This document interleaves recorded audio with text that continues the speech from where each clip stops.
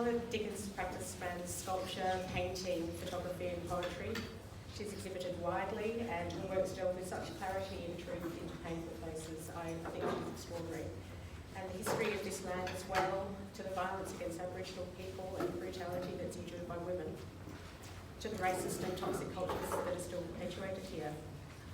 Sometimes her work references religion, sometimes female sexuality. And I could read the litany of the exhibitions you presented, but just a few examples of Karla's work is that her work lit up the sales of the Opera House in 2016. She's shown at the National Gallery of Australia as part of Divine Empire, the introduced triennial. And there's been a recent review in the New York Times. So, in 2006, the year that you're part of the Griffith Festival, you're also making work for a picture at Andrew Baker called Black and Blue, which is where Sleeping Beauties are exhibited. Can you talk us a little bit about that? Sure. I'd just like to thank Uncle Robert Anderson for that great welcome to the exhibition and acknowledge that we're standing on Aboriginal land. I don't get out much. I haven't lately. And but I don't get out much. But and I've never done this before, and Ward and I were in an exhibition in Lismore together, and Ward read out her poem. So I wrote a lot of poetry about my work, because often it's quite heavy. It's got a heavy content, and you go to openings and people ask you about the work, and I'm there crying or kind of finding it difficult to talk. So this is I'm going to read a piece of, the poetry I wrote for this work. Now I'm really shitting myself. I've got my glasses. There's always a first. Sleeping Beauty. A still night, summer smells, wet grass, playful freedom disturbed. Hunters lurk behind cruel smiles, deluded entitlement, hateful desire, wanting now. Sweet dress, fresh pink nails, clean squeaky hair, a hint of rose oil, dancing heart. Cruel takers take, against protest, hard screams, will for violence, no permission. The breeze stirs, moonlight sparkles, birds stop, petals close, gentle rains land. Death grip penetrating her soul, trails of blood, imposing nightmares, overwhelmed. Looking back, enough. Movement no more, deep silence fall, sleep long.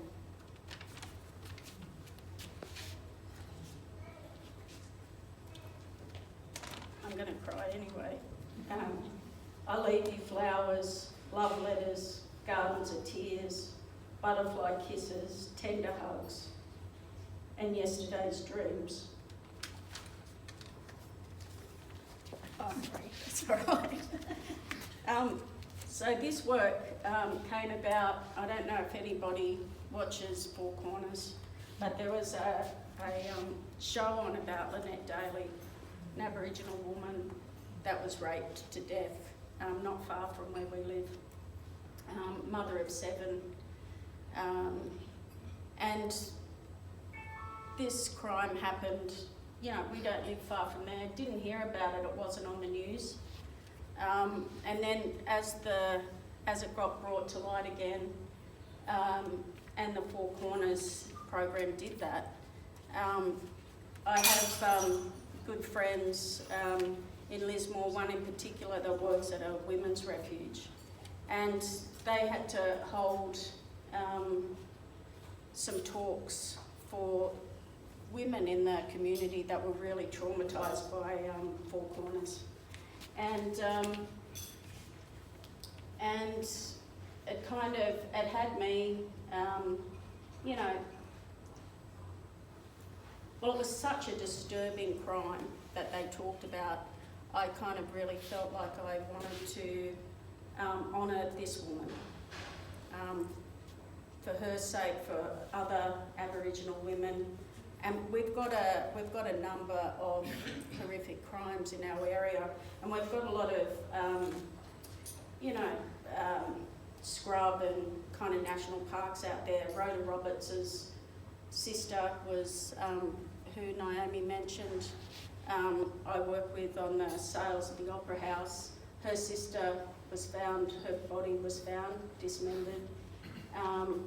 A good friend of mine, Destiny, who is a drag queen, his mother went missing. So there's a great many, and you can't really go to the police. Where I live, about half an hour from where I live, is the KKK. They've got a clubhouse there. So as Indigenous Australians, you don't go to the cops.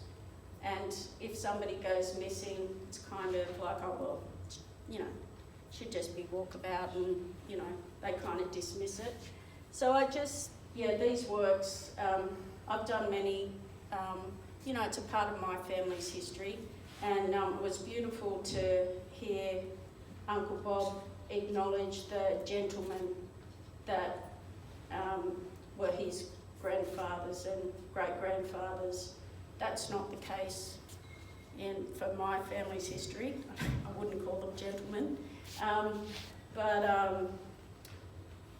But with this work too, I also had to acknowledge that I haven't only got the history of the victims, the women that,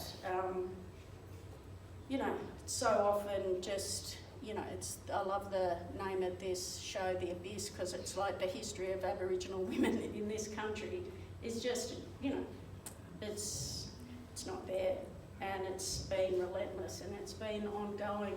And so it wasn't just,